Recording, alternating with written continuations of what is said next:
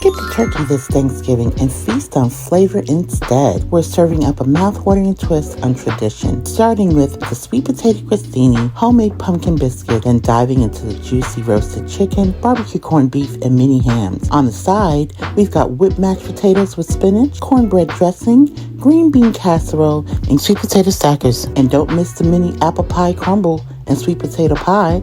That'll make you forget all about that big bird. The corned beef, the texture melts in your mouth, the right amount of fat, it's delicious. Wow. What you did here is intense. Nice looking biscuit. Yeah. That chicken, Oh, here's chicken. so flavorful, so moist, so soft. Oh, that chicken's on money. And today we are making Thanksgiving food for you. And we're going to prepare a feast with an alternative to turkey. So our brine whole chicken, which is also used for turkey. And so you need some water, some apple juice, some orange peels, some rosemary, sage, bay leaf, parsley, basil, thyme, herb de Provence, onion powder, garlic powder, some garlic itself, and some salt and peppercorn, and some onions. And there you have your brine. Here are a list of ingredients. So keep injecting, yeah. Now you have to tuck your wings so your chicken doesn't get burned. Tuck your tips in. So we're gonna put this in our little silicone. Right here. Okay. And we're gonna put it in the fryer. Yep. So we're gonna sear our meat.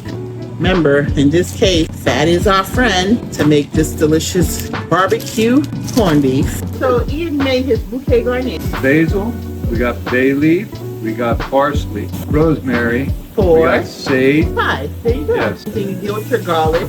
It is imperative that you just remove the outer brown skin, but do not remove the bottom because the pressure in this Instapot, when it pressurizes, it disintegrates the onion. And with the garlic, you want to leave your garlic just like this with all the skin. You take out the first layer of the skin. 1 1/2 cans of beer. A nice dark color. So you don't want to pour it on the meat. Not on the meat, on the side. So I'm making some sweet potato stackers and Ian is making mashed potatoes. Yeah. So Ian is cutting his yellow baby potatoes and he'll take you through the next process once he's done cutting his potatoes of making mashed potatoes. Myself, to make my stackers, I have a little bit of orange juice, a little bit of rum, a little bit of brown sugar, a little bit of ginger, a little cinnamon, as well as a little nutmeg to make, and some butter to make my syrup, you can kind of say, for my sweet potato stackers. And then I just cut them into slices and I put it in this cupcake pan here. Pour a little. Then I put some pecans over the top of it. Just making them into really small cubes so that way they cook really quick. And he's going to cook it with the flavor of the chicken broth already in it. So I'm going to bake this on 400 for about 35 minutes. Okay, so I am actually going to make my base here, which has sweet potatoes, brown sugar, nutmeg, maple syrup, ginger, and cinnamon and butter and I'm gonna add my egg and a little carnation milk to make my pie filling, my sweet potato pie filling. Now, Ian is going to make his green bean and wax bean casserole. Yes, I am. So he has his cream of mushroom, and then he has his green beans, his wax beans, and he has this crispy onion that's gonna go on the top halfway through our baking time. And this bakes pretty quickly. And he's gonna add a little slap your mama seasoning to it. Give it a little pizzazz. And a little bit of garlic and onion powder. And I just love the colors, how the yellow and the green stands out. Eggs or even flaxseed. You can substitute flaxseed for eggs too. That can be considered your binding as well. Flavor in it. Yeah, so now you want to put it in your dish. Then we're gonna bake it on 350 for about 15 to 20 minutes. Okay, after boiling the potatoes with some chicken broth, or you can use just water, I took the potatoes, I put them in my beautiful mixer here. I have here some carnation, some whipping cream, and some butter with salt and pepper. To make my pumpkin biscuits, I have 2 cups of self-rising flour. And the reason I'm using self-rising flour is because I do not have to use any leavening agents. And my leavening agents are baking soda and baking powder. So since this is already incorporated, I don't have to use that. So I had grated some butter, I had froze it, and this will help create the pockets and layers in your biscuits with the hot steam. So the thing is that you have to work kind of quickly though, because you don't want that butter to melt. So I have the butter, and I'm gonna make it into like little crumbles first, so I can start to get my dough going on here for my biscuit. So I'm crumbling it, and then I'm gonna add, so this was 1 stick of butter. So the ratio is 2-1-1. So 2-1-1, you have 2 cups of flour, you have the 1 stick of your butter, and then you have 1 cup of buttermilk, 1/4 cup of my pumpkin puree. And I'm gonna add a little spices to it. See, I want this to become like little crumbles like this. Just very gently, because I don't wanna overwork it, because I don't wanna like melt my butter, because I want my butter to have these nice layers. So like when you fold like your dough, okay, we should always put flour too. Okay, now when you make your biscuits, so I'm gonna use this, don't like, when you do it, just go down. Don't twist it. Right. Because when you twist it, kind of break. It's like you're not allowing it to rise. Leave it firmly go down.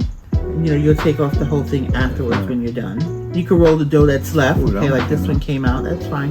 You just put it. Well, I should see the layers right there. Yeah. That's kind of cool. Place them all together. Is there a reason for that? Yes, it allows them to rise. And so Ian is filling up. We par-baked our pie dough. Now we just had the store-bought pie dough, and so we just punctured holes in it so it would be able to fully cook. Here I have things cut here. I have onions, carrots, mushrooms. I have some sage and rosemary that I finely chopped, and I have some beef kielbasa sausage. And I have some garlic and celery that I have here as well. That's gonna go into our cornbread stuffing. We have our stovetop cornbread stuffing, and we're gonna add some chicken broth to it, and then we'll just kind of bake it. So I'm sauteing, gently cooking up my sausage with my onions, my carrots, my rosemary, my sage, my garlic, and I'm now gonna add my dressing. So this is my apple pie filling. All I have in here is some Granny Smith apples that were diced up, some brown sugar, some nutmeg, some cinnamon, very basic. At our Thanksgiving dinner, and we are thankful to have barbecue corned beef, roasted chicken, green bean casserole with mashed potatoes with a little spinach in it, some cornbread dressing, our mini ham, our mini apple crumbles and sweet potato pies, our pumpkin biscuit, our sweet potato stackers, and our sweet potato crostini with marshmallows. Well, we have our Thanksgiving dinner feast here. Yes. Here's our vitamin content. Bon appetit. The corned beef, the texture melts in your mouth. The right amount of fat. It's delicious. Oh, the biscuit? This is intense. Phenomenally. Wow. That chicken, so flavorful, so moist, so soft. Wow, that chicken's on money. It's on point, huh? Stuffing's delicious. Thank you. Delicious. Moist. Flavors like explode in your mouth. It's incredibly good. Get my sweet potato stacker, thinly sliced, just the right amount of sweetness, and just a crunch. The crostini, nice little crunch. They're delicious. I cheated on a few of those before we even started. I did not expect it like this. This is intense. Yeah, got some oatmeal there But for you. the Some apple, apples. this is intense. Wow. Sweet potato season.